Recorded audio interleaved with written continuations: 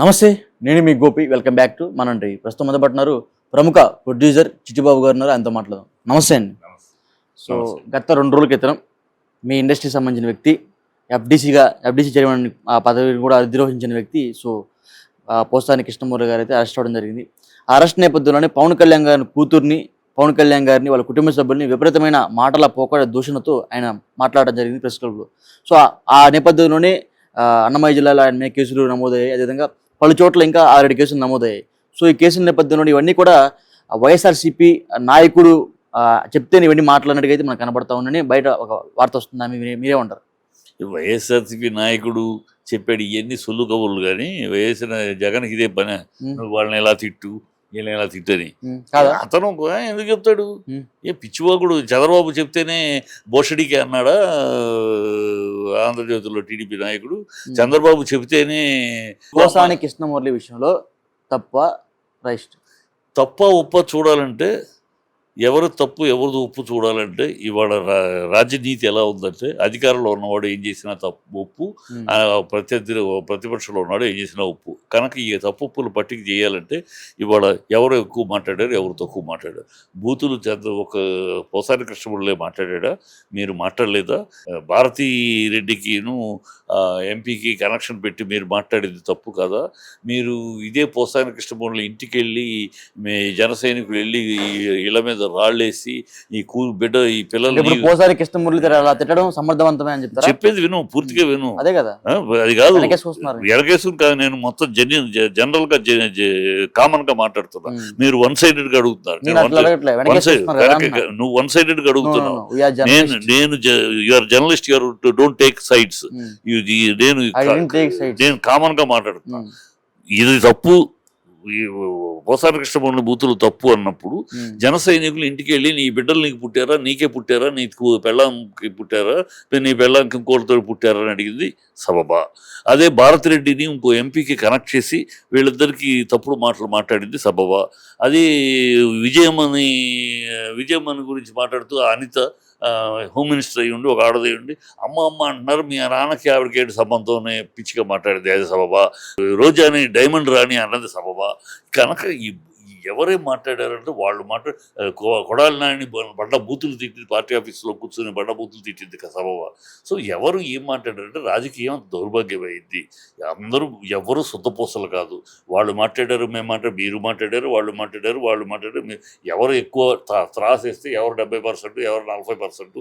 ఈ త్రాసు తప్పితే ఎవరు ఎక్కువ తక్కువ తప్పితే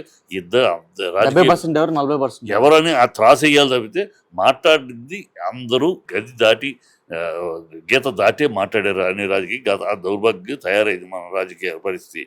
పర్టికులర్గా మన తెలుగు రాష్ట్రాల్లో ఈ ఒక నీచపు స్థాయికి వెళ్ళిపోయింది.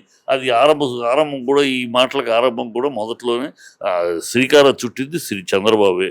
ఓడిపోగానే 2019లో రిజల్ట్స్ రాగానే రెండో రోజే పాలిచ్చే ఆవును కాకుండా దున్నపోతుని ఎన్నుకున్నారు అని చెప్పడంలోనే స్టార్ట్ అయింది ఈ దోషుల కార్యక్రమం. మొదట వార్త నడుస్తుందంటే సోషల్ మీడియాలో మీరే రెచ్చగొడతారు. ఆ రెచ్చగొట్టినప్పుడు ఆ కార్యకర్తలు కావచ్చు, నాయకులు కావచ్చు, చిన్న కామెంట్ పెడతారు. అదిగో మా రాజకీయ నాయకులు మమ్మల్ని అందట్లేదు ఆ కామెంట్లు పెడుతున్నారు, మమ్మల్ని ఈ విధంగా దూషిస్తున్నారని. జస్ట్ మీరు గెలుగుతూ ఉంటారు, అది ఇంకా హైలైట్ చేస్తూ ఉంటారని బయట వార్త. ఎవరు గెలిగేది? వైసీపీ నేతలు గెలుగుతారా, తెలుగుదేశం నేతలు గెలుగుతారా? ఇప్పుడు తెలుగుదేశం నేతలు ఎంత గెలుగుతున్నారు? ఇవన్నీ పిచ్చి వాగుళ్ళమ్మా. మీడియా మీరు కూడా నిజాయితీగా ఉండాలి. ఒకళ్ళకి కొమ్ము కాయటం కాదు మీడియా పని. వాళ్ళు మాట్లాడుతున్నారు, వీళ్ళు మాట్లాడుతారు. వాళ్ళు మాట్లాడి మీ చెవులకు వినపడవా? వాళ్ళు మాట్లాడే తప్పుడు మాటలు మీ చెవులు వినపడవా? వీళ్ళు మాట్లాడితే వినపడతాయా? వాళ్ళు సోషల్ మీడియాలో వాళ్ళు చేస్తున్న కమెంట్లు మీ కళ్ళు దొబ్బుతాయా? ఏమో జెన్యున్గా ఉండండి. ఒకళ్ళ వత్తపాటము, ఒక వర్గంగా మాట్లాడటం మీడియా పని కాదు. మాట్లాడుతున్నారు. ఇప్పుడు నువ్వు చూడు, ఏదో తెలుగు కూటమి తరపున మాట్లాడుతున్నాం. వాళ్ళు మరి కూటమి మాట్లాడే సంగతి అలాగే అది మాత్రం చూసావు. మరి వాళ్ళు మాట్లాడేది చూడలా నువ్వు. నేను చెప్తా అంటే కానీ తెలియట్లేదు. గతంలో కూడా వైఎస్ రాజశేఖర రెడ్డి, వైఎస్ జగన్ యొక్క వైఎస్ జగన్ తాతను గురించి కూడా మాట్లాడారు. తాతకు 3వ పెళ్ళానికి పుట్టాడు, ఈ కూడా మాట్లాడారు. నిజమే కదా అది. మరి ఇది నిజం కాదా? 3 పెళ్లిళ్ళు నిజం కాదా? నిజం కాదా? క్లబ్ లో వాళ్ళ కూతుర్ని, నీ కూతురు బతికే ఉంటది కదా, అవును, కన్నీరు కక్కుకుంటా. అవును, ఎందుకంటే దాంట్లో సెక్సువల్ తన కూతుర్ని అన్నారు కనుక, నీ కూతుర్ని అంటే నీకు తెలుసు, నీ కూతురు ఉంటే నీకు తెలుస్తుంది. నీ కూతుర్ని కనుక నీ అమ్మకు పుట్టావన్నా, మీకు పుట్టిందా, ఇంకెవరికైనా పుట్టిందా, నీ కూతుర్ని ఒకడు వచ్చి నిన్ను అడిగితే అప్పుడు నీ రక్తం ఎంత మండుతుందో తెలుస్తుంది. వాళ్ళ పోసాని కృష్ణమౌళి కూతుర్లు అన్నారు, ఇంటికి వెళ్ళి రౌడు చేసి మరి అన్నారు, ఈ బిడ్డలు నీకే పుట్టారు. ఎవరో చేశారంట, ఎవరో సైకిల్ ఫోన్ చేసి ఎవడైనా మేము జన సైనికులు ఎందుకు సమర్థిస్తావు? జన సైనికులు అని చెప్పి మాట్లాడితే ఎవడో వాళ్ళు మాట్లాడిన వాళ్ళు జన సైనికులు అని చెప్పి మాట్లాడారు. మీ పిల్లలు నీకే పుట్టారా, ఎవరికైనా పుట్టారా అని అడిగారు. అది ఆ బిడ్డలు అడిగితే ఆ మాట వాడు అది అడిగితే తప్పు లేదు, అదేమో ఎవరో పుట్టారు దాన్ని సమర్థిస్తారు. Don't talk nonsense. నా దగ్గర అలా మాట్లాడద్దు, జెన్యూన్ గా మాట్లాడితే మాట్లాడి, ఇద్దరిది తప్పు అంటున్నాను నేను.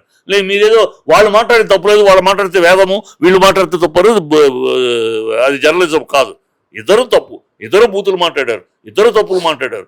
ఎవరు పునీతులు కాదు ఇక్కడ, ఎవరు సుతపూసలు కాదు, ఇద్దరు 2 పార్టీలు మాట్లాడినాయి. నేను ఒకళ్ళని సమర్థి నేను మాట్లాడలేదని, ఇద్దరు మాట్లాడారు. శిక్షిస్తే ఇద్దరిని శిక్షించండి. అసలు మీరు ఇవాళ మీ ప్రభుత్వం మీరు ఎందుకు మిమ్మల్ని ప్రభుత్వం ప్రజలు ఎందుకు ఎన్నుకున్నారు? ఈ రెడ్ బుక్ చూపించమనా, ఈ చేస్తారనా? అది కాదు, ప్రజలు అభివృద్ధి జరుగుతున్నా అందుకోసం మీరు ఇచ్చిన హామీలను నమ్మి ప్రజలు మిమ్మల్ని ఎన్నుకున్నారు. మీరు ఇచ్చిన మాటలు నమ్మి ఎన్నుకున్నారు.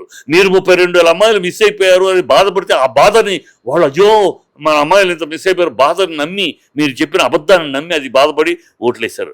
అది వాటికి నేను చెప్పండి సమాధానం. మీరు ఇప్పుడు ప్రజలు నిరాశ నిస్పృహతో ఉన్నారు. నిరాశ నిస్పృహతో అని చెప్పేది కానీ ఊరిని నీ లైన్ కు నీ ఎజెండా పెట్టుకుని మాట్లాడద్దు.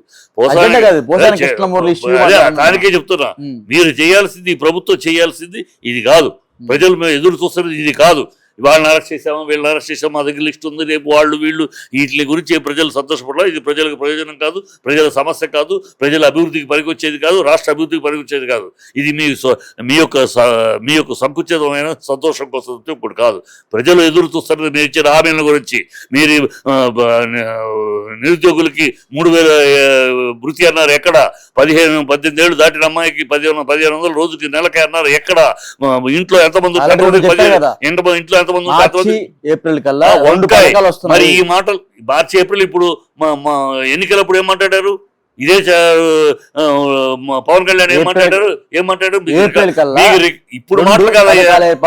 ఇప్పుడు మాటలు మాట్లాడతారండి. ఎన్నికలప్పుడు ఏం మాట్లాడి వాగ్దానాలు చేశారు? అది మీకు మీకేమైనా చూడా? మీకు మధ్య వరపులా? ఎన్నికలప్పుడు ఏమంటారు? ఎన్నికలైన నెక్స్ట్ మంత్ ఫస్ట్ మంత్ లోనే సంతకాలు పెడతామన్నారు. What nonsense your talking? Jaganmohan Reddy అప్పు చేశారు కదా, అది అబద్ధం తేలింది కదా. 6 లక్షల కోట్ల అసెంబ్లీలో వీళ్ళే ఇచ్చారు కదా లెక్క. మీరు ఏమి ఫాలో అవరా? మీరు ఏదో గుడ్డిగా మాట్లాడతారు, ఏది ఫాలో అవరా? అసెంబ్లీలో 11 లక్షలు 8 లక్షల కోట్ల రూపాయలు మీరు గుడ్డిగానే don't talk to me like this. ఏమీ నాలెడ్జ్ లేకుండా మాట్లాడుతూ మీరు ఫాలో అవరా? అసెంబ్లీలో తెచ్చారు 6,80,000 కోట్లని. 11 అన్నారు, 14 అన్నారు, 11 అన్నారు, 8 అన్నారు. ఆఖరికి అసెంబ్లీలో వాళ్ళు ఇచ్చిన అకౌంట్లో, ప్రభుత్వం ఇచ్చిన అకౌంట్లో 6,80,000 కోట్లు అప్పు అన్నారు. ఏ పిచ్చి అబద్ధాలు. మన నిన్న కూడా అట్లాగే అసెంబ్లీలో గవర్నర్ తోటి మాట్లాడించారు, 40 లక్షల ఉద్యోగాలు ఇచ్చామన్నారు. బండల్లో ప్రశ్నిస్తే మేము ఇచ్చామనలేదు, ఇస్తానికి ప్రయత్నాలు చేస్తున్నామన్నారు అని అంటారు. ఈ మాట మార్పులు, అబద్ధాలు ఇవి చెయ్యండి, ప్రజలకు మీరు చెయ్యండి. ప్రజలు కోరుకుంటుంది అది. ఏదో ఇవాళ మీరు చేస్తే రేపు వాళ్ళు వచ్చినప్పుడు మిమ్మల్ని చేస్తారు. మీరు రెడ్ బుక్ అయితే వాళ్ళు బ్లూ బుక్ అంటారు. ఇదే ఇదిగా రాజ్యం, ఇదిగా ప్రజాపాలన. కృష్ణమూలని అరెస్ట్ చేయటం అనేది గొప్ప సాధనగా వాళ్ళు ఫీల్ అవుతే వాళ్ళ కర్మ. కృష్ణమూరిని పాసారి కృష్ణమూరిని అరెస్ట్ చేస్తే ప్రజలకి ఏం ప్రయోజనం లేదు. ప్రజలకి ఏం దాని పెద్ద హర్షించి ఆహా ప్రభుత్వం భలే పనిచేస్తుందని తప్పట్లు కొట్టరు, జేజేలు కొట్టరు. ప్రభుత్వం ప్రజలకి అది సంబంధం లేని విషయం, ప్రజలకు అవసరం లేని విషయం. మీరు మీ కేవలం మీ పర్సనల్ ఎజెండా కోసం చేస్తుందంటే ప్రభుత్వ ఎజెండా కాదు ఇది. ప్రభుత్వ ఎజెండా ఏముండాలి? ప్రజల కోసం ఉండాలి. ప్రజలు అది చేయండి. ఈ చిత్తశుద్ధి రెడ్ బుక్ని అనౌన్స్ చేయడంలో ఉన్న చిత్తశుద్ధిని ప్రభుత్వ పాలన మీద చూపించండి, ప్రజల కోసం చూపించండి. మీరు ఇచ్చిన హామీలు నెరవేర్చే నిరాశ నిస్పృహతో ఉన్నారు ప్రజలు. మేము మోసపోయాం, మేము దగా పడ్డాం, ఈ మాటలన్నీ ఓట్లేసాం, ఈ పవన్ కళ్యాణ్ ఆవేశంగా మాట్లాడి ఏదో చించేస్తాడు అనుకున్నాం, ఈ 6 బుల్లెట్ తుస్సయ్యాడు అని బాధపడతారు. ఆ బాధని కాదు, భరోసా ఇవ్వండి. ఏదో లేట్ అవుతుంది కానీ మేము చేస్తాం, మేము అన్నమాట వాస్తవమే, మేము అబద్ధాలు కాదు, అది అన్నాము కానీ పరిస్థితులు బట్టి అనుకున్నాం. డబ్బులు లేవని వాళ్ళు అంటారా? డబ్బులు లేవని అంటారా ఇవాళ? అదే దానికి సంబంధించేది. ఓసాని కృష్ణపురం అరెస్ట్ చేయటం అనేది పెద్ద విషయంగా మీరు మాట్లాడుతున్నారు కదా, అది కాదు చేయాల్సింది ప్రభుత్వం అని చెప్తున్నాం. అది కాదు ప్రభుత్వానికి, అది అతను చెప్పేశాడు, సారీ చెప్పేశాడు, ఒక సామాన్యుడు వచ్చి ఇట్లా కేసు పెట్టాడు. ప్రభుత్వం ఏం మాట్లాడతారు? అందుకనే అనేది మీరు మీకు నాలెడ్జ్ లేకుండా మాట్లాడతారు. ప్రభుత్వం కాకుండా ఎవడో చేసేస్తే పోలీసు వచ్చేస్తా, ప్రభుత్వం వెనకాల లేకుండా ఏమంటారు? ఏమి తీసుకోరు. అయితే ఎందుకు చెప్తాడు? రెడ్ బుక్ తీసి అందరికి లిస్ట్ ఉందని 10 మాటలు చెప్తాంటే మళ్ళీ మాట లోకేష్ ఓపెన్ గా చెప్తా ఉంటే నువ్వేదో సమర్థించి మాట్లాడతావు. లోకేష్ అందరిని ఉన్న ఎన్నికలప్పుడు మాట్లాడాడు. ఒక్కొక్కళ్ళు మమ్మల్ని విమర్శించిన వాళ్ళు, పార్టీని విమర్శించిన వాళ్ళు, వ్యక్తిగతంగా అందరినీ చేశారు కాబట్టి అట్లా చెప్పుంటారు. ఇదే అనేది ఎందుకనే అమ్ముడు పోయిన మీడియా అనేది, అందుకని మేము ఇలాంటి వాళ్ళని అమ్ముడు పోయిన మీడియా నిజం మాట్లాడరే, నిజం మాట్లాడరే, తప్పు మాట్లాడు. ఇప్పుడు వాళ్ళు అరెస్ట్ చేశాడు, అతను చెప్పారు ప్రభుత్వం చేసిందంటే మళ్ళీ అది కాదు ప్రభుత్వం చేయలేదు ఏం మాట్లాడతారు? ప్రభుత్వం సామాన్య రోడ్డు మీద ఉన్నవాడిని వెళ్ళి అడిగినా, చదువుకొని వాడిని అడిగినాను, ఇవాళ పోసాన కోర్సులో అరెస్ట్ చేశారంటే ప్రభుత్వం అరెస్ట్ చేశారు. నువ్వు వచ్చి అమ్ముడు పోయిన మీడియా లాగా మాట్లాడితే ఎట్లా? ఏం మాట్లాడతారు? ఇది ప్రభుత్వం చేస్తోంది, ఓపెన్, అది రెడ్ బుక్ ఫాలో అవుతున్నాం చెప్తున్నాడు. ఇవాళ కాదు, అప్పటి నుంచి ఎప్పుడో ఎదురు చూస్తాం, జరుగుతుంది. వాళ్ళు మొదటి నుంచి ఇదే ప్లాన్లో ఉన్నారు. లోకేష్ పని అదే. ఇప్పుడు ప్రస్తుతం లోకేష్ రెడ్ బుక్ పాలన తప్పితే ప్రజాపాలన చంద్రబాబు చూసుకుంటాడు, రెడ్ బుక్ పాలన చూసి జరుగుతుంది. నేను చెప్పేదంటే వీళ్ళు కుర్ర పిల్లలు ఏదో ఆవేశంలో ఉండొచ్చు. చంద్రబాబు లాంటి ఒక సీనియర్ నాయకుడు, 40 ఏళ్ళ అనుభవం ఉన్నాడు, వాళ్ళని మందలించాలి. మన ప్రజలు ఎందుకని దీనికోసం కాదు, ఈ రెడ్ బుక్ రాజ్యాంగం నడపడానికి కాదు. అదేదో వాళ్ళు అన్నారు, క్షమాపణ చెప్పాడు, రాజకీయాల దూరం వదిలేయండి, అవి కాదు. మనం ప్రజలకు ప్రజలకు భరోసా కల్పించాలి. ప్రజలు నిరాశ నిస్పృహలో ఉన్నారు, మనం ఏదో మోసం చేసామనుకుంటున్నారు, మన అబద్ధాలు చెప్పారు, కాదు కొంచెం టైం ఇవ్వండి, మేము చేస్తామని వాళ్ళకి నమ్మకం, విశ్వాసం కల్పించాలి. ఈ దశగా మీరు వెళ్ళండి అని చెప్పాల్సింది పోయి ఆయన మౌనంగా ఉంటే వీళ్ళని ఎంకరేజ్ చేయటం అవుతారు. ఇది తప్పు అంటున్నారు. ఈ పద్ధతి కరెక్ట్ కాదు. తమిళనాడులో చూసాం గతంలో. తమిళనాడులో జయలలిత వస్తే కరుణానిధిని అరెస్ట్ చేయడం, కరుణానిధి వస్తే జయలలితను అరెస్ట్ చేయడం, ఆ కార్యకర్తలు వీళ్ళకి ఈ దౌర్భాగ్యం తమిళనాడులో చూసాం. ఆ దౌర్భాగ్య రాజకీయం మన రాష్ట్రానికి వద్దు. అలాంటి దౌర్భాగ్య రాజకీయం తమిళనాడు రాజకీయాలు మనకు వద్దు. తమిళనాడులో చూసాం, బెంగాల్లో చూస్తున్నాం. ఈ నీచపు రాజకీయాలు అక్కడ అక్కడ ఉన్నాయి. మర్డర్లు గిడ్డలు దాకా వెళ్ళిపోయినాయి. ఆ పరిస్థితి మనకు వద్దు, రాకూడదు అనేది ఎవరు దాన్ని నియంత్రించాలి? సీనియర్ నాయకుడు చంద్రబాబు. ఆ చంద్రబాబు నియంత్రించకపోవడం అది తప్పు. అదే ఇక్కడ ఇతర బుద్ధి తప్పు మాట్లాడారు, తప్పు చేస్తే అరెస్ట్ చేస్తారు, తప్పు చేస్తే అరెస్ట్ అందరిని చేయండి అంటున్నారు. అందరినీ చేయండి. ఎవరెవరైతే ఇలా మాట్లాడారో అందరినీ మా తేడా లేకుండా అరెస్ట్ చేయండి, అప్పుడు హ్యాట్స్ ఆఫ్ చెప్తారు. అంతేకాని ఒక వర్గంగా మీరు వెళ్తే ఎట్లా? అది దాన్ని అంటున్నాను నేను. పోసారి కృష్ణుడు మాట్లాడేది రైట్ అని, కానీ మీలాగా నేను వాళ్ళు మాట్లాడేది రైటు, వీళ్ళు మాట్లాడితే అలా మాట్లాడాల. రైట్ అని మాట్లాడారు. మీరు అందరినీ చేయండి, ప్రజాపాలన చేయండి. ఈ రెడ్ బుక్ పాలన కాదు. దీనివల్ల ఒరిగేది లేదు, ప్రజలేమో హర్షించేది కాదు, ప్రజలు కోరుకునేది కాదు. ఇది ప్రజలు కోరుకునేది. అనేక నిరాశ నిస్పృహతో ఉన్నారు. మీరు ఎన్నెన్నో హామీలు ఇచ్చారు, ఎన్నెన్నో అబద్ధాలు చెప్పారు. ఈ అబద్ధాలు కాదయ్యా మేము చేస్తామని ప్రజలకు భరోసా కల్పిస్తే అది చేయండి అని అడుగుతున్నాను. Thank you.